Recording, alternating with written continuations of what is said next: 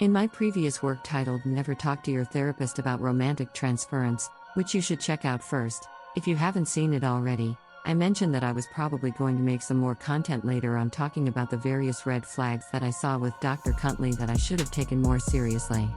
Well, here it is, enjoy. She seemed pretty chill overall for the first 2 months or so that I was seeing her as a therapist. I really can't think of any red flags during that initial 2-month fairy tale phase. She seemed great. She was really nice, compassionate, and she didn't do any of that passive-aggressive, nonsensical psychobabble that a lot of therapists will do. Until I criticized feminism. Here's the thing, I didn't even say that all feminists were bad, I just pointed out how a lot of feminists will write off, minimize, and/or be outright vicious and hostile towards male survivors of physical abuse, sexual harassment, assault, etc., especially if their perpetrator is female, who speak out about their negative experiences and say #MeToo. Obviously not all feminists do that bullshit, as I have personally met a couple who don't, but it's still a fairly common trend for feminists, and society as a whole, to act like these sorts of issues only apply to female victims/male perpetrators, and will call you a misogynist if you try to be fair and equal with the genders on this matter. Perfect example was a few years ago when a couple of my male friends on Facebook made a post retracting their #MeToo story because of the backlash they received from sexist, evil little shitheads telling them that their pain doesn't matter because of their gender. From what I recall, they basically caved to the unfair hypocrites telling them to shut up, and basically said in their post that they shouldn't have tried to butt in and mansplain in an issue that predominantly affects women. Really? What about the fact that approximately 20% of boys experience childhood sexual abuse? See description box for reference. And if you want to talk about a reluctancy to report, then I can 100% guarantee you that men are way less likely than women to report or even acknowledge their abuse. Why is it that so often these disturbing facts about male victims gets left out of the discussion entirely when it comes to these societal problems of violence, and you are called a misogynist if you were to stand up for men's human rights being violated, and you promote true gender equality? What about the fact that men's lives are considered less valuable than women's lives in the event of a sinking ship? Think about it, what if in the 1920s there was a law in Alabama which said that in the event of a sinking ship, whites get rescued first, blacks second? Wouldn't that seem pretty racist and fucked up? Well, what we have today is just as bad, except it's men whose lives are being systemically devalued to the point where they are put to death just because of their gender, and you will probably be called a misogynist if you stand up for true gender equality in this manner. And a lot of people, including a lot of feminists who claim to care about gender equality, will either turn a blind eye to that entirely, or they will reprimand you for taking a stand against systemic sexism. So I was bringing up that stuff with Dr. Cuntly, and I just saw this look of anger and dismay on her face, and do you know what her response to me was? Well, they're toxic feminists, not wrong for standing up for victims. What? I didn't say that they were wrong for standing up for female victims, I said that they were wrong because of their hostility towards male victims. If you notice, this licensed clinical social worker did not say yeah, but not all feminists do that, which I would agree with, because I have personally met feminists who are exceptions to the toxic trend. She basically said that it was okay to ignore male victims because standing up for female victims is good enough. So I figured that I should try to regain my lost tribalistic hell monkey points with her by criticizing MGTOW a bit. I told her about how I was disappointed that a lot of people in MGTOW claim that they're all about men going their own way, and not conforming to society's bullshit expectations of men, yet they don't really want to apply that to men who want to engage in homosexual activities.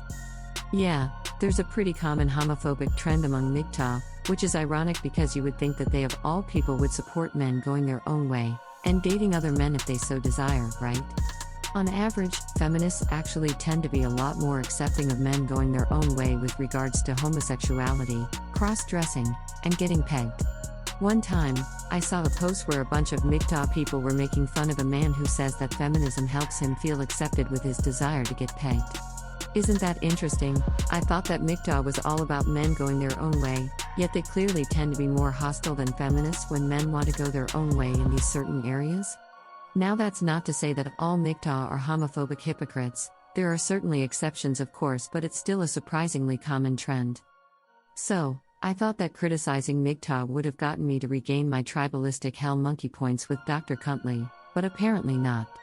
Later on in that same session, I was crying while telling her about a story about some two-faced friends of mine who had basically minimized, belittled, and essentially straw-manned my position and told lies about my experience when I confided in them about a time where I lost over 10% of my body weight from anxiety as a direct result of being love-bombed and toyed with by an ambivalent frosted flake, i.e. a person who seems infatuated and all into you at first, and then they abandon you out of the blue later on without even telling you what the problem is.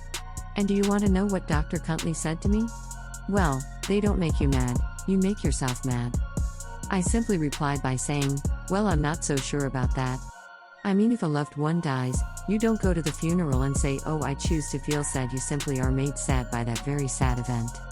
That sounds logical enough, but what was Dr. Cuntly's rebuttal? Well, they don't make you mad, you make yourself mad, and we can just agree to disagree on that. Wow, isn't that such a sound, logical argument against what I said to her? Wow, she's such a state-of-the-art mental health expert, right? She's so great for my mental health, isn't she? I hope you can sense the sarcasm in the last 3 sentences. So let's apply that same exact toxic gaslighting bullshit that she says to me right back to her. What I should have said to her at that point was, well, okay then, two can play at that game. I don't make you mad, you make yourself mad when I made valid critiques of toxic feminists. Therapists make themselves get divorced at a higher than average rate. Therapists make themselves get chronically depressed at a higher than average rate. Therapists also make themselves commit suicide at a higher than average rate. Looks like you're just another one of those two-faced, ambivalent nutjobs who seems great at first, but then flips and shows your evil true colors later on. No wonder therapists get divorced at a higher than average rate. Cunt. I'm no longer giving you any of my money, you worthless, disgusting, evil little cunt-faced narcissist. And if you don't like me saying this, then according to your logic, that's entirely your fault. I don't make you mad, you make yourself mad, you worthless, evil cunt monkey. That's what I should have said. If I could go back in time to that exact moment, that's exactly what I would say. But unfortunately, I let it slide because otherwise she seemed so great, right? And I made the horrible mistake of continuing to give her money for mental health treatment. During those first 2 months that I was seeing her, I was feeling pretty good overall, but shortly after her toxic flip, I started feeling really shitty and ambivalent. It should have been obvious, but I didn't really connect the dots at the time as to why I started to feel that way all of a sudden. It was clearly due to Dr. Cuntly changing face and acting like a crazy, evil, gaslighting narcissist, and targeting me all because I made a valid critique of toxic feminism despite the fact that I also criticized toxic MGTOW trends as well. If she had started doing all that bullshit on day 1, I would have said thanks but no thanks, and I would have stopped seeing her right then and there. But that's how these little shitheads get you. They hook you in with this fairy tale phase where they seem so wonderful for a certain amount of time, so that you are then more likely to give them benefit of the doubt once they demask and start to give you a bunch of bullshit. That's exactly what she did with me, and she played me like a fucking fiddle. The passive-aggressive gaslighting didn't end there. She kept saying more and more passive-aggressive bullshit, and I kept giving her more and more benefit of the doubt, because I was a chump and a sucker at the time who had been brainwashed with way too much toxic positivity. Despite the fact that I kept telling her that one of my main regrets in life was giving people too much benefit of the doubt, and not taking the red flags seriously enough, she kept trying to get me to second guess and give unreasonable benefit of the doubt to people who actually did do some sketchy bullshit. And if you saw my previous video that I mentioned at the beginning of this one, you'll know just how unfair and hypocritical she truly is when it's time for her to see the gray area and give me some of that benefit of the doubt when I don't even do anything wrong. She is so full of shit she bleeds brown. So please, learn from this experience so that you don't have to endure the nightmare that I had to endure.